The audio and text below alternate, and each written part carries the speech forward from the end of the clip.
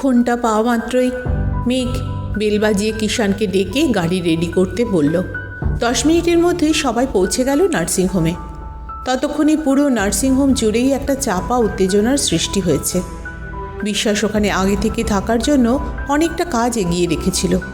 Main gate বন্ধ করে দেওয়া হয়, আর ওটির সামনে যাতে কেউ আসতে না পারে সে ব্যবস্থাও করে ফেলেছিল। মেঘ যখন পৌঁছলো, বিশ্বাস ওটির বাইরেটাতেই দাঁড়িয়ে। মেঘ আসার সঙ্গে সঙ্গে এগিয়ে গিয়ে দরজাটা খুলে দিলেন। ওটির ভেতরে মেঝেতে লুটিয়ে রয়েছে অন্তরার বডি। শরীরে কোনো আঘাতের চিহ্ন নেই। রুদ্র ততক্ষণে ফরেন্সিক ডিপার্টমেন্টে ফোন করে দিয়েছে।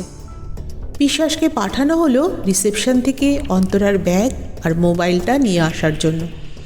অন্তরার মোবাইলের কল লগ চেক করে দেখা গেল শেষ দুটো কল এসেছিল একই নম্বর থেকে 1 মিনিটের ব্যবধানে, যার কথা বিশ্বাস আগেই জানিয়েছিল মেঘকে। মেঘ রুদ্র আর বিশ্বাসকে নিয়ে চলে গেল আরএমওর কেবিনে।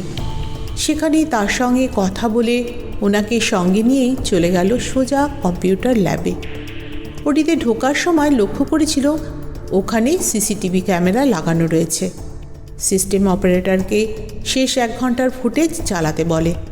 ফুটেজে দেখা যায় অন্তরা রিসেপশন থেকে ক্যান্টিনের দিকে গেল, আবার ফিরে আসলো। কিছুক্ষণ পর চলে গেল ওটির দিকে। ওটিতে ঢোকার পর প্রায় 15 মিনিট সেখান থেকে না কেউ বেরোলো না কেউ ঢুকলো।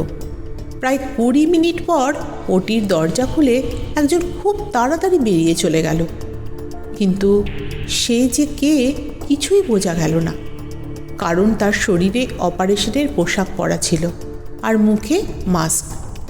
মেঘ অপারেটরকে নির্দেশ দিল রিওয়াইন্ড করে আরও আগে থেকে চালাতে। প্রায় 2.5 ঘন্টা আগে থেকে ফুটেজ চালানো হলো। ফুটেজ দেখতে দেখতেই মেঘ রুদ্রকে ওই নম্বরটাতে ফোন করতে বলে দিল, কিন্তু মোবাইলটা সুইচ অফ। হঠাৎ মেঘের মনে পড়ল রুদ্র বলেছিল কোনো এক ডাক্তারের কথা, যার সঙ্গে অন্তরার বহুবার ফোনে কথা হয়েছিল। রুদ্র, আপনি যে ডাক্তারের কথা বলেছিলেন তার নামটা কি বলুন তো? মেঘের প্রশ্ন শোনার সঙ্গে সঙ্গে রুদ্র ওর নোটবুকটা বের করে দেখে বলল, ম্যাম, ওনার নাম ডক্টর শুভদীপ সেন।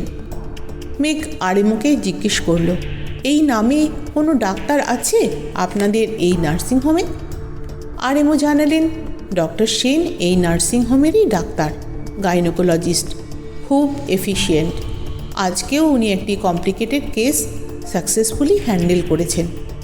তা কখন ছিল অপারেশনটা? আজ দুপুরেই ছিল, এই 3টে নাগাদ।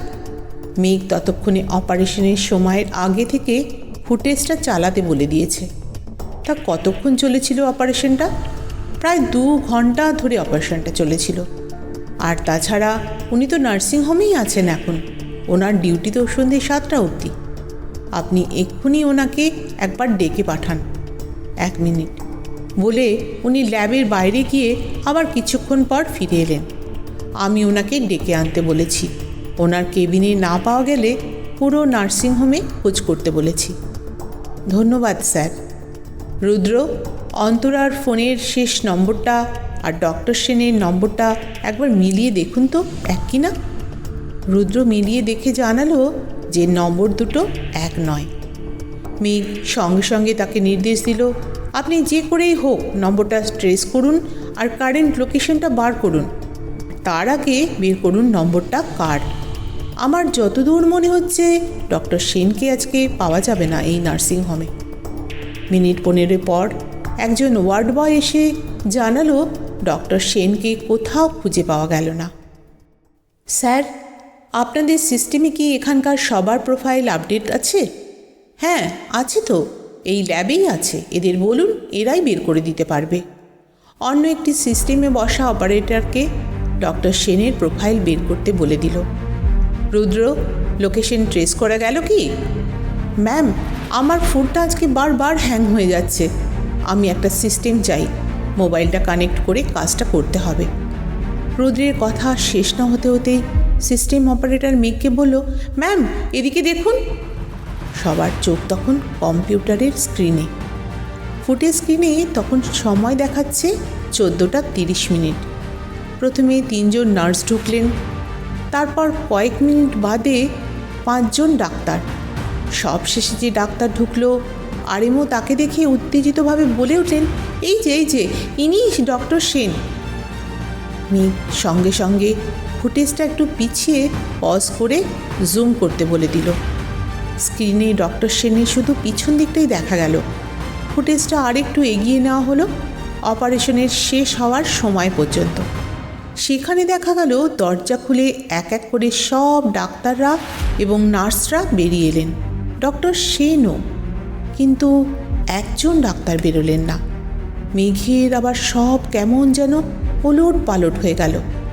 কারণ তারপরের ফুটেজে যা ছিল তা হলো মিনিট 5 পরেই অন্তরা ঢুকল, আর তার 20 মিনিট পরে ওটির ড্রেস পরা একজন খুব দ্রুত বেগে বেরিয়ে গেল। ডক্টর সেন যদি আগেই বেরিয়ে চলে যায় তাহলে তাহলে ভেতরে কে থেকে গেল? ডক্টর, আজ ওটিতে কে কে ছিলেন লিস্ট আমার চাই, কুইক।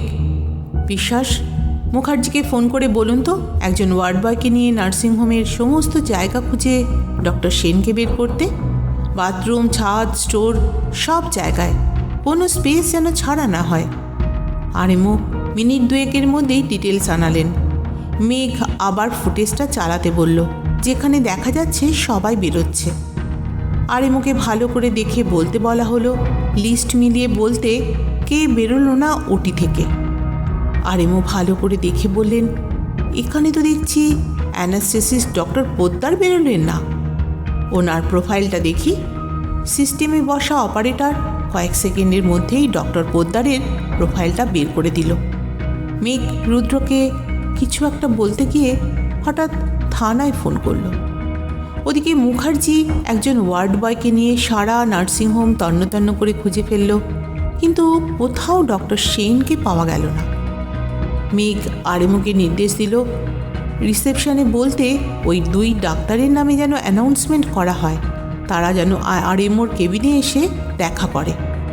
আরেমোকে তার কেবিনে পাঠিয়ে দিয়ে ডক্টর সেন এবং ডক্টর পোদ্দারের ছবি সমস্ত সিগন্যালে, চেকপোস্টে, সমস্ত থানা সহ নিজের থানায়, লালবাজার কন্ট্রোল রুম এবং সাথে সাথে শহরের বাইরে বেশ কিছু জায়গাতেও পাঠানো হলো। নিজেরাও 2টো প্রিন্ট আউট করে নিল। মিনিট 5 মধ্যে অ্যাম্বুলেন্সে করে থানা থেকে ডেকে আনা 2 জন কনস্টেবলকে পাঠানো হলো হসপিটালে পোস্টমর্টমের জন্য। বুলেট টিম সময় নষ্ট না করে বেরিয়ে পড়ল জিপ নিয়ে। রুদ্রের ইনস্ট্রাকশন অনুযায়ী জিপ ছুটল তীরের গতিতে। কিছুটা দূর যেতেই মেঘের ফোনে ফোন এলো। উল্টো দিক থেকে কে কী বলল কিছুই জানা গেল না বা বোঝাও গেল না। শুধুই মেঘের একটা কথা শোনা গেল, ওনাকে নিয়ে থানায় চলে যান বলেই ফোনটা কেটে দিল। জিপে যেতে যেতেই প্রথম গন্তব্য ঠিক করে ফেলল। তার মাঝে 2টো সিগন্যাল পোস্টে ফোন করে নিল। আরও একটা কাজ করলো মেঘ, তা হলো হাসপাতালে ডক্টর হাজরাকে ফোন করে অন্তরার মৃত্যুর কারণটা যত তাড়াতাড়ি সম্ভব বের করে তাকে জানাতে বলা হলো।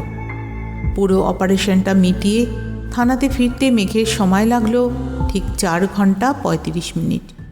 থানাতে আগে থেকেই মিস্টার শর্মা এবং আরেমোকে আসতে বলা ছিল। মেঘ থানায় ঢুকতেই দেখতে পেল ওনারা এসে বসে আছেন। আরও একজনকে আনা হয়েছিল, তিনি হলেন আবাসনের সিকিউরিটি গার্ড। মেঘের পেছন পেছন থানাতে বুলেট টিম ঢুকল, আর তাদের সঙ্গে ছিল আরও 3 জন ব্যক্তি, ডক্টর সেন, ডক্টর পোদ্দার আর সেই ব্যক্তি যার অ্যাকাউন্টে ভূমি টাকা ট্রান্সফার করেছিল। থানাতে ঢোকানো মাত্রই আরেমোকে দেখে 2 ডাক্তারের হম্বিতম্বি শুরু হয়ে গেল।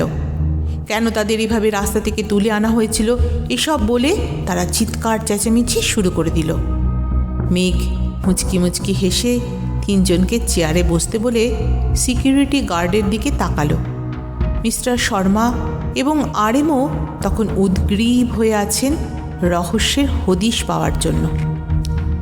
মেঘ বলতে শুরু করল, মিস্টার শর্মার ফোন পেয়ে আমরা যখন আবাসনে যাই তখন অন্তরা সিঁড়িতে বসে, চোখে মুখে চাপা উদ্বেগের কারণ ফ্ল্যাটে ঢুকতে না পারার জন্য কিন্তু ছিল না, ছিল পুলিশ দেখে। কারণ সে আগে থেকেই জানতো ঘরের মধ্যে ভূমি মরে পড়ে আছে। আগের দিন বিকেলে অন্তরা খুব তাড়াতাড়ি নার্সিংহোম থেকে বাড়ি চলে গিয়েছিল। ওর যাওয়ার আগেই আরও একজন ফ্ল্যাটে ছিল, যিনি এই মুহূর্তে আমাদের সামনে ওই চেয়ারে বসে আছেন। বুদ্ধি করে তিনি কমপ্লেক্সে ঢোকার সময় নিজের নাম এবং ফোন নাম্বার ভুল দিলেন। উনি ভেবেছিলেন ভুল লিখলে পুলিশ আর ওনার নাগাল পাবেই না। সব কিছুই লুকোলেন, শুধু নিজের মুখটা লুকোতে ভুলে গেলেন। ওনার ফ্ল্যাটে যাওয়ার সাক্ষী ছেড়ে গেলেন ফ্ল্যাটে ঢোকার মুখে। সিকিউরিটি গার্ড একমাত্র সাক্ষী ছিলেন, যার কথা কারোর মনেই এলো না। হয়তো ভেবেছিল নাম, ঠিকানা, ফোন নাম্বার মিথ্যে তো লেখাই হচ্ছে, কেউ তার নাগাল পাবে না। কিন্তু উনি জানতেন না সিকিউরিটি গার্ড রেজিস্টার বুকে ওনার গাড়ির নম্বর লিখে রেখেছিলেন। যেহেতু উনি নিজে লিখতে ভুলে গিয়েছিলেন, এমনটা হামেশাই হয়ে থাকে বলে গার্ডও কাউকেই কিছু বলে না, নিজেই লিখে রাখে। কি ঠিক বললাম তো ডক্টর? সঙ্গে সঙ্গে একজন ডক্টর উঠে বললেন, না আমি যাইনি তো ফ্ল্যাটে, আমি কিছু জানি না।